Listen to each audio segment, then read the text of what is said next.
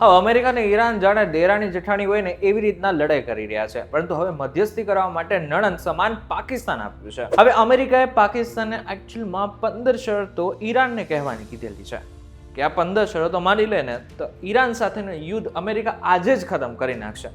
હવે પાકિસ્તાને આ બધી જ શરતો ઈરાનને સોંપી પણ દીધી છે, પરંતુ 15 શરતોની અંદર શું શું છે એ જો તમારે જાણવું હોય ને તો ધ્યાનથી સાંભળજો. હું તમને એક વાત કહું.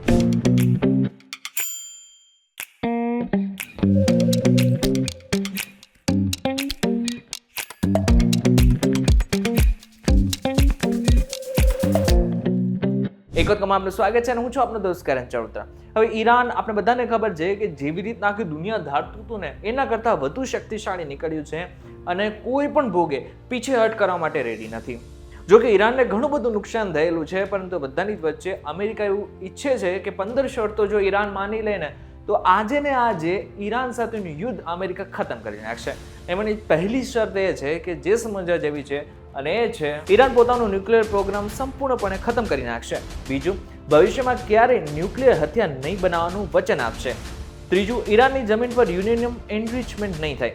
ચોથું, 60% એનરિચ થયેલું એટલે કે 450 કિલો યુરેનિયમ IAEA ને આપી દેશે. પાંચમું, આ યુરેનિયમ હસ્તાંતરણ માટે ટાઈમલાઈન નક્કી થશે.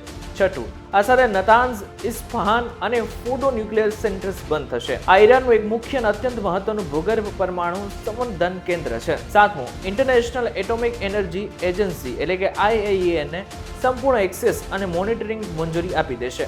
આઠમું, ઈરાન પોતાનું પ્રોક્સી વોર મોડેલ છોડી દેશે. નવમું, પ્રોક્સી ગ્રુપ્સને ફંડિંગ, ટ્રેનિંગ અને હથિયાર આપવાનું બંધ કરી નાખશે. 10મું, હોર્મુઝ સ્ટ્રેટ ખુલ્લું અને સુરક્ષિત રાખશે. 11મું, મિસાઇલ્સ પ્રોગ્રામ રેન્જ અને સંખ્યામાં મર્યાદિત કરશે. 12મું, મિસાઇલનો ઉપયોગ ફક્ત સેલ્ફ ડિફેન્સ માટે જ થશે. આના રિટર્નમાં અમેરિકા ઈરાનને શું શું આપશે? આના બદલામાં ઈરાનને તમામ આંતરરાષ્ટ્રીય સેક્શન્સ ઈરાન ઉપરથી દૂર કરવામાં આવશે. અમેરિકા ઈરાનને સિવિલ ન્યુક્લિયર પ્રોગ્રામમાં મદદ કરશે અને છેલ્લું અને મહત્વનું સ્નેપબેક મિકેનિઝમ એટલે કે ફરી સેક્શન લાદવાની વ્યવસ્થા દૂર કરી નાખવામાં આવશે.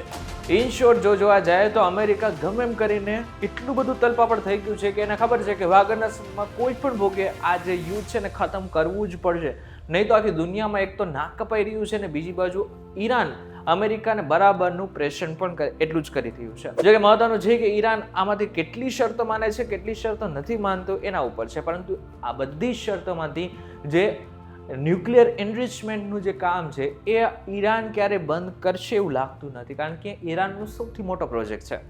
જવું થશે તો આગળના સમયમાં ઈરાન ઉપર પણ ખતરો આવી શકે છે. ત્યારે હવે આગળના સમયમાં આપણે બધાને ખબર પડશે કે ખરેખર શું થાય છે. ત્યારે આ બાબતને લઈને તમારું શું કહેવું છે અમને જરા કમેન્ટ કરીને ચોક્કસથી કહેજો. વિડીયો તો કીજો, તમને કોઈ ઇન્ફોર્મેશન મળે તો વિડીયો લાઈક અને શેર જરૂરથી કરજો. તો આ જ ઇન્ફોર્મેટિવ વિડીયોઝ માટે PTV ડિજિટલ સાથે જોડાયેલા રહેજો.